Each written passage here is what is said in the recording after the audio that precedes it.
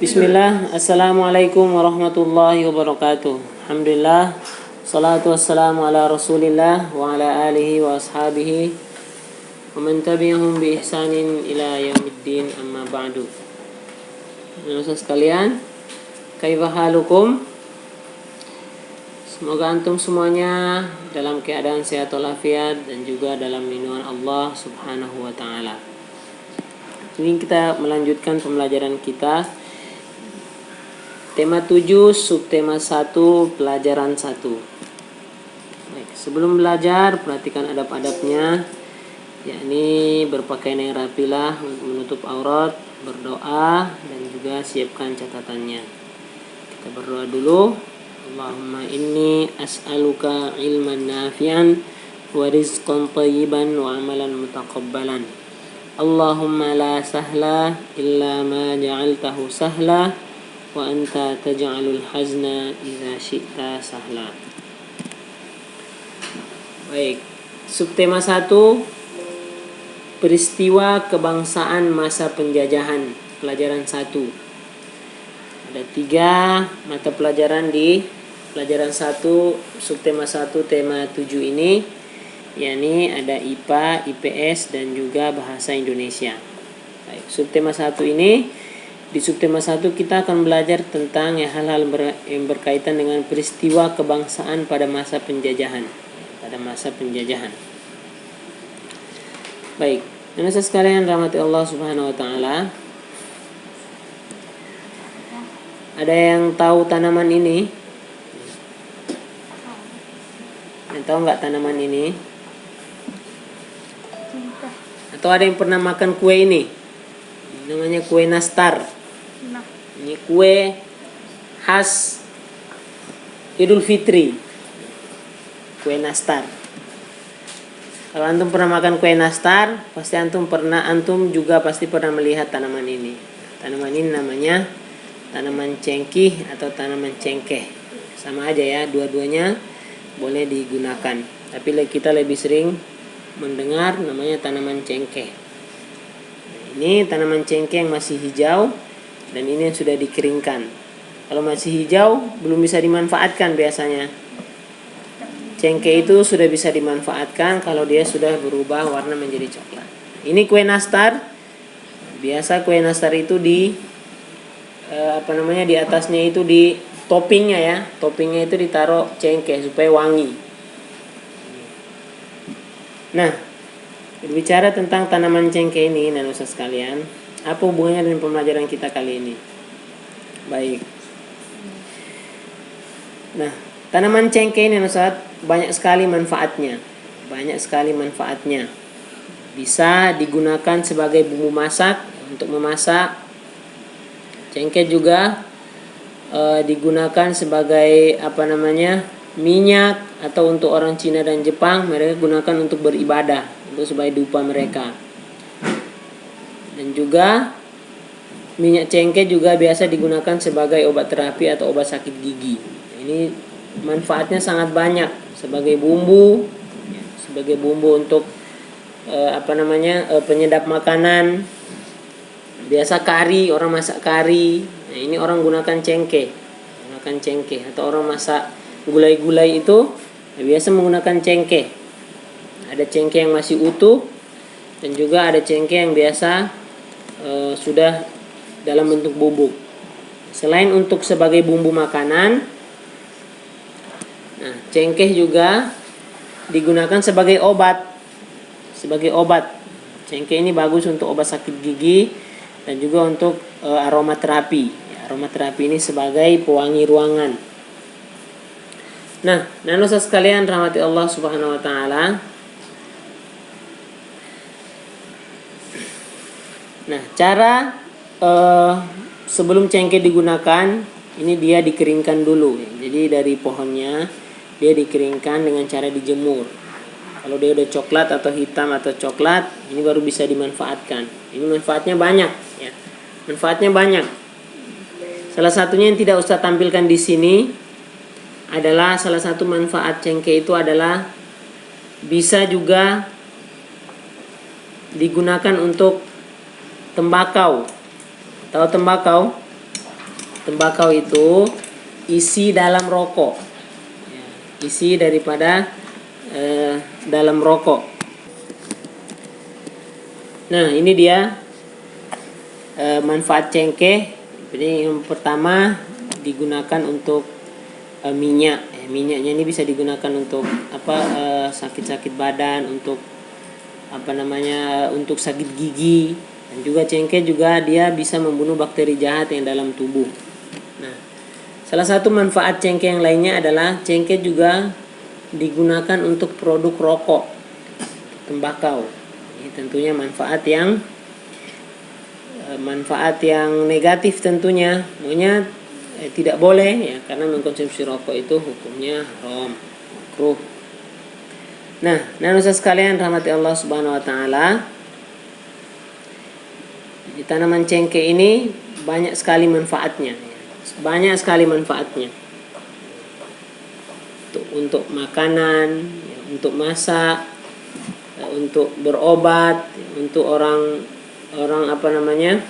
sebagai aromaterapi, pewangi ruangan, bahkan juga sampai untuk rokok. Bahkan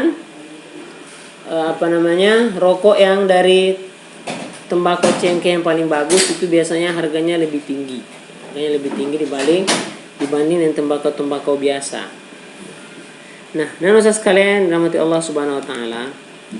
Nah, tanaman cengkeh ini juga yang membuat orang atau bangsa barat sampai ke Nusantara ataupun bangsa-bangsa yang lain. Bangsa-bangsa yang lain, bukan hanya bangsa barat saja, tapi bangsa-bangsa seperti orang-orang Arab, orang-orang di Asia Timur. Ini kebanyakan sampai mereka datang ke negara kita disebabkan salah satu alasan mereka adalah untuk mereka mau mengambil cengkeh ini.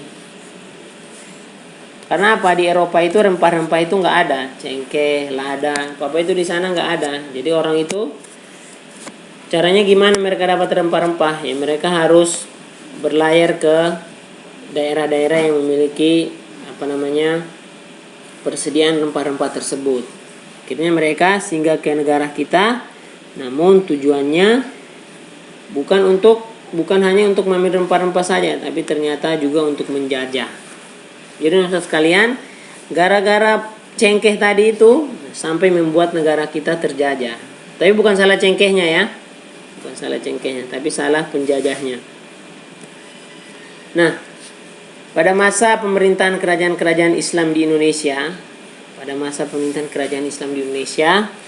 orang-orang Eropa, yakni orang Portugis, orang yang pertama kali ke Indonesia ini bangsa Portugis dan juga bangsa Spanyol. Sebelum datangnya bangsa Belanda dan juga bangsa Jepang. Yang pertama kali ke Indonesia itu orang-orang Portugis, orang-orang Eropa. Mereka mengadakan pelayaran samudra, sampailah mereka di Indonesia. Awalnya disambut baik oleh para raja-raja Islam di Indonesia. Namun berlalunya waktu, ternyata orang-orang Eropa ini mereka berniat untuk menguasai Nusantara. Akhirnya mereka mendapatkan reaksi keras berupa perlawanan dari pada raja-raja di negara kita, khususnya kerajaan-kerajaan Islam. Jadi perlawanan itu bukan hanya di Sumatera, bukan hanya di Jawa, tapi juga di seluruh daerah di Indonesia, Kalimantan, Sulawesi, sampai ke Maluku, bahkan sampai ke Papua. Ini kerajaan-kerajaan Islam, mereka bersatu melawan penjajahan tersebut. Yang awalnya mereka sambut baik, ternyata mereka dibohongi oleh orang-orang Eropa. Nah, lalu apa sebenarnya yang melatar belakangi bangsa-bangsa Eropa tersebut datang ke Indonesia, akhirnya menjajah bangsa Indonesia, selain mereka ingin mengambil rempah-rempah atau salah satunya cengkeh ini?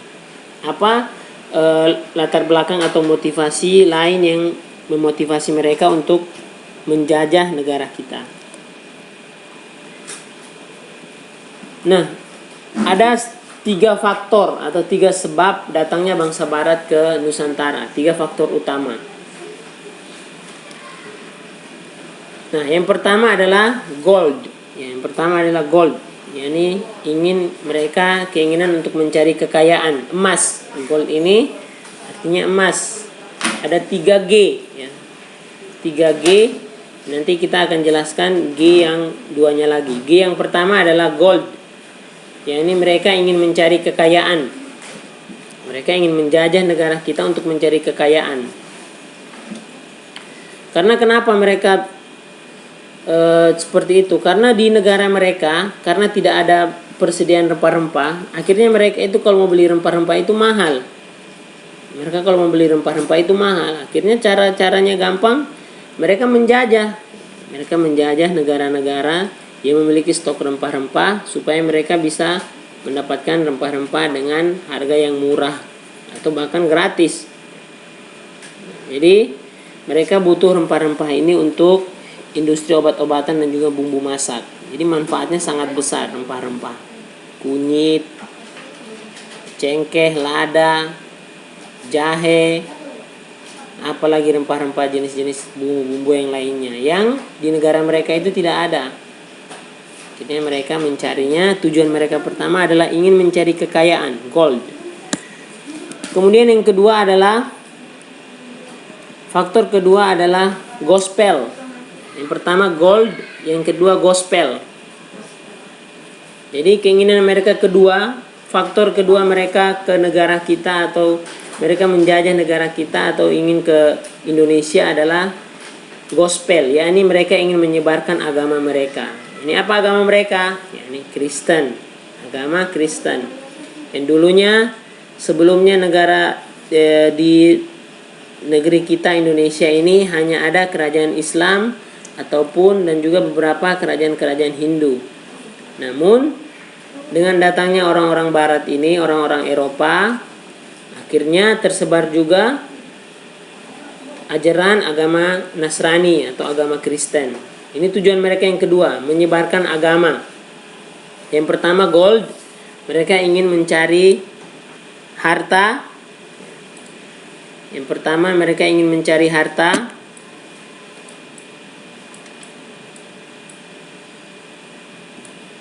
Mencari harta. Yang kedua, mereka ingin menyebarkan agama atau gospel. Ini G yang kedua. Ada 3G. Yang pertama gold, gospel. Jadi orang yang menyebarkan Kristen di negara kita, Nasrani, ini orang-orang Eropa atau bangsa-bangsa barat. Sebelumnya negara kita ini dikuasai oleh kerajaan-kerajaan Islam. Nah, kemudian yang ketiga adalah gold, gospel. Yang ketiga adalah glory. Mereka ingin mencari kejayaan. Mereka ini orang-orang Eropa zaman dahulu, mereka itu berlomba-lomba supaya diakui oleh negara Eropa yang lain bahwa mereka ini hebat. Jadi mereka berlomba-lomba menjajah. Orang Portugis menjajah, orang Spanyol juga menjajah, orang Belanda, orang Inggris, ya, orang Jerman, orang Italia, orang Prancis. Mereka semua punya daerah penjajahan masing-masing. Mereka mempunyai daerah jajahannya masing-masing. Jadi mereka tuh ingin mencari kejayaan atau glory. 3G yang ketiga. Jadi ingat ada gold, kemudian gospel,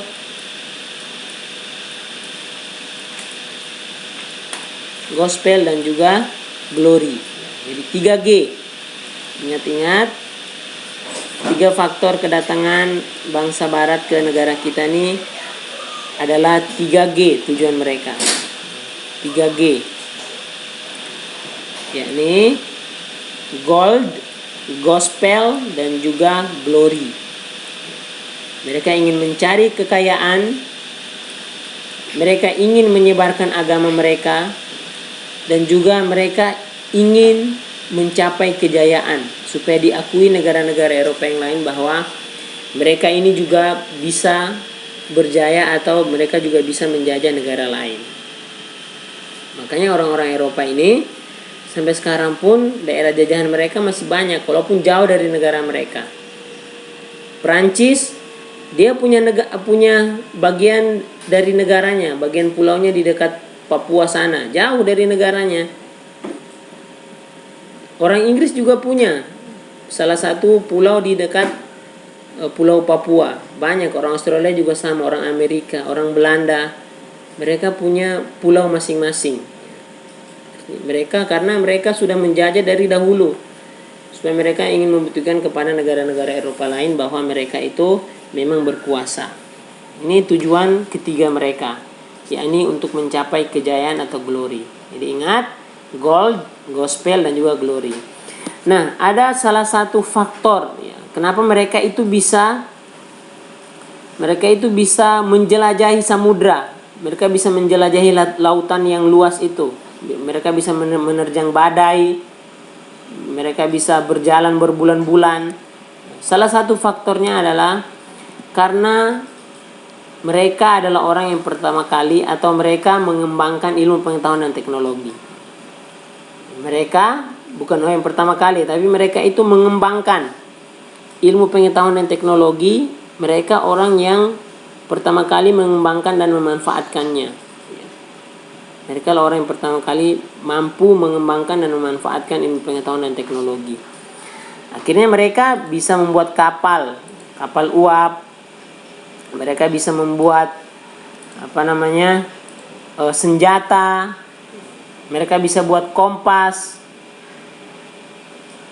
Karena penemuan-penemuan dalam ilmu pengetahuan dan teknologi ini yang membuat mereka berani untuk menjelajahi samudra, untuk pergi ke negara-negara lain, ke bangsa-bangsa lain, walaupun mereka harus menempuh perjalanan yang jauh dan juga lama dan berbahaya tentunya.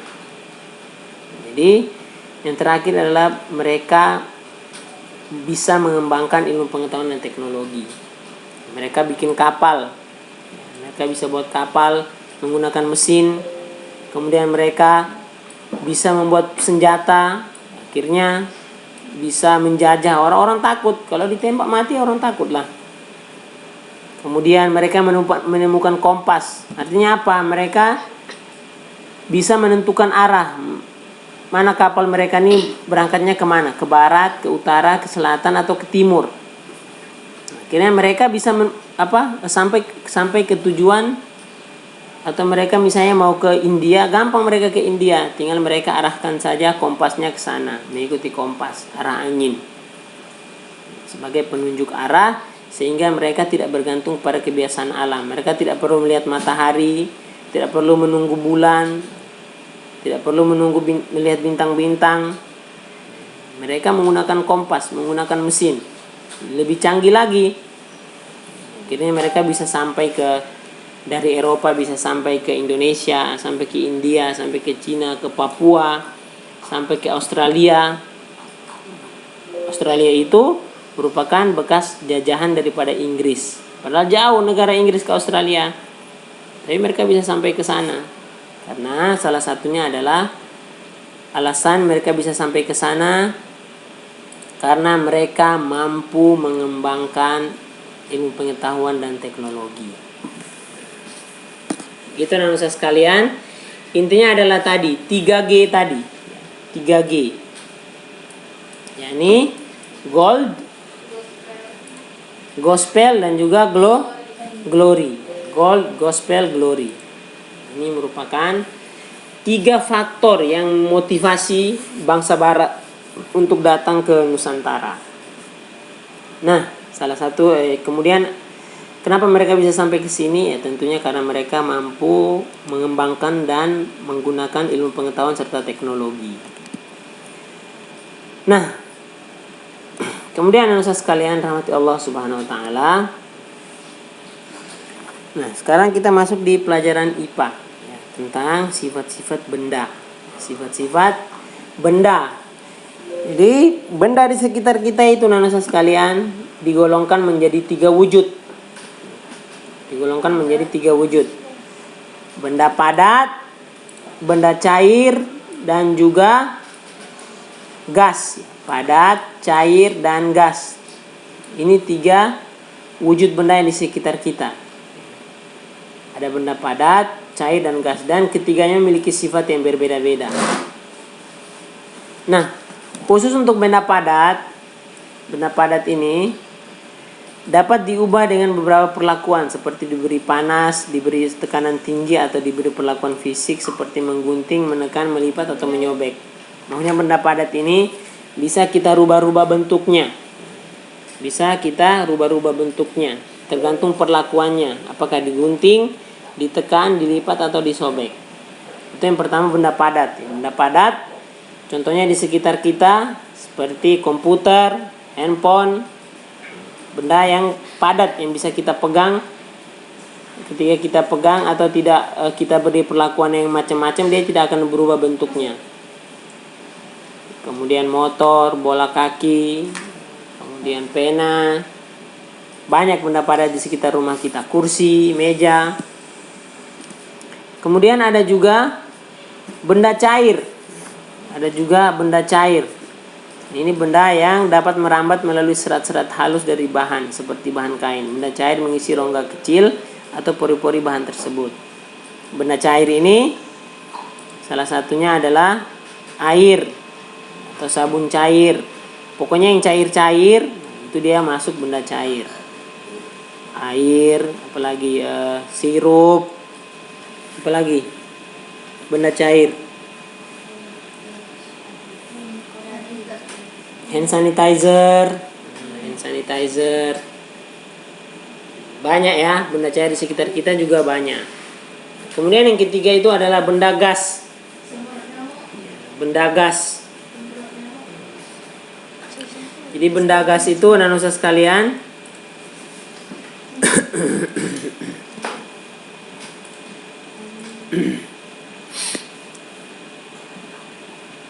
contoh salah satunya adalah gas. Isi gasnya ya, bukan gasnya, bukan tabungnya. Kalau tabungnya itu benda padat.